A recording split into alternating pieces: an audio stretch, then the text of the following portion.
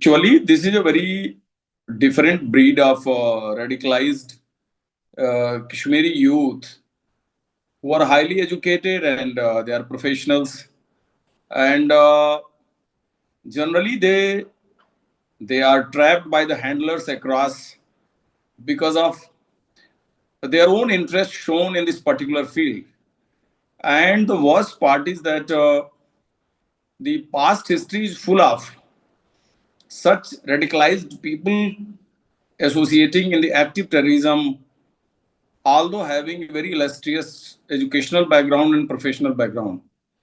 So, and it's again very counterproductive for the young generation in Kashmir, because you see, generally we associate the terrorism related activities to the foot soldiers, to the people who are Zahil, whom we consider that they are very less educated, the people having feeling of have not, they are marginalized in the society, economically very poor. So this is the actual face of the society in the Kashmir, where the people get radicalized even though they are highly educated. So, and there is unfortunately a particular section in our own society which keeps on harping this issue that basically the entire problem is related to the economy, entire problem is related to the poverty, social status, unemployment, there is no earning, so there is no money flowing in Kashmir, so youth is disgruntled. It's all getting rehabilitated and put them in a very better slot, so their mind is not diverted. But the ground reality is totally different. To my mind, getting associated in the terrorism is not related to a person whether he is less educated or the person is so highly educated. It's basically the sensitivity. Even a very highly educated person can be very easily taken into the main fold of terrorism by the way of his bent of mind. If mind is so sensitive and it is so inclined to the terrorism activity, radical activities, so it's immaterial whether educated or not educated. And number two, such people are generally not on the radar, because if you see, this the entire module is made of the doctors. You see the doctors from a very different perspective. They are very respectable people in the society. Out of these doctors, one was a medicine specialist. Generally, you don't find MD in every nook and corner. You have to look for if there is some person specialized in the medicine. So, person getting educated in medicine, and there is one more doctor from Lucknow who was custodian of AK-47. Then the doctor from Vanpura, Kulgaon, the doctor from village Koil in Pulwama. I have worked in Pulwama, Koil. Koil was my gateway of India for 3 years. I used to cross this village every day, and we have been attacked thrice. We had killed 5 terrorists in the same village of Koil, from where this one doctor belongs. So what I want to tell you, that these people are generally not kept on the radar. We don't generally think of that this section of the society can be part of terrorism. But in the past, the SMHS Hospital, Kashmir, Srinagar, Shri Maharaja Hari Singh Medical College, which is in the heart of the society, Karan, the entire module was being run from the hospital.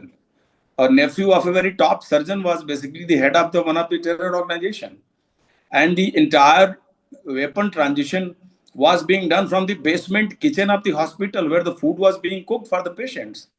I was personally shot. I was injured badly. I was taken to this hospital. Doctor, they prepared the OT for the surgery, and I was the first person. I was incensed. I refused to get operated there because their active module was functioning from the hospital. And the third thing, that these people are getting inspired from a very top Al Qaeda radical thought process institutions, ISIS, Alman al Zawahiri, son of so illustrious family from the Egypt, studied from University of Al Azhar University, Cairo, Egypt, from the river Madi area, a person from such a big family. So these people have been their inspiration. I mean, see, if half a dozen of the doctors of our country of belonging to Kashmir, Kashmiri doctors are considered to be very professional. they are considered to be very illustrious wherever they are posted in our country. So see, generally nobody will doubt them. And lastly, they are using dark web and encrypted method of communication.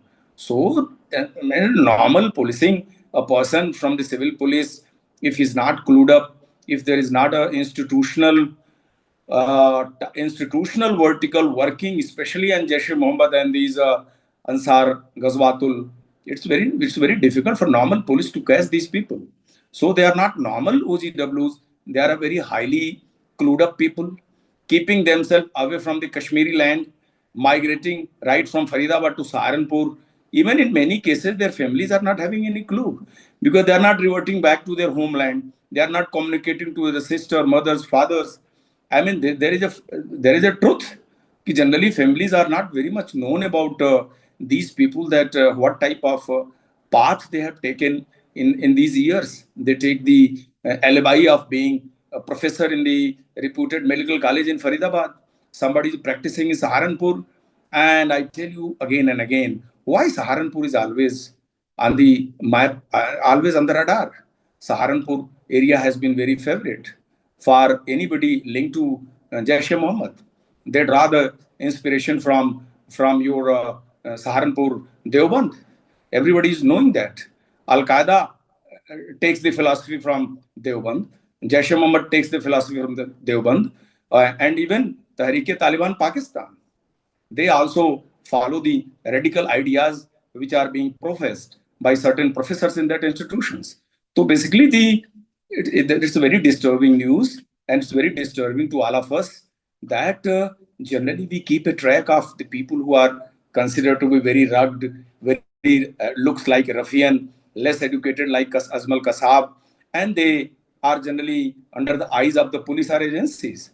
But it's a high time, and it's a great pointer to every agency, just on the line of urban Naxalism, because actual Naxals getting killed in the Naxal area, they were the people who had picked up the gun, not knowing anything out of the society. But the fact is that they have been the fact that the urban Naxals have been basically organizing, they were the backbone of the entire Naxalism. Doctors, engineers, professors, research scholars. So I think the ISI has nurtured, and they have very well created a very strong sleeper cells of professionals in our country who are based out of Kashmir, and they are the people who are they are the people who are and these sleeper cells are very well activated in our country. And just after a lull of 5 to 6 months from the Pahalgam, this entire module had taken up this mission, and the NCR has been chosen to be a storehouse of 3 tons of material which can be used for making explosives. And they are here, hither and thither, having not under notice of any security forces.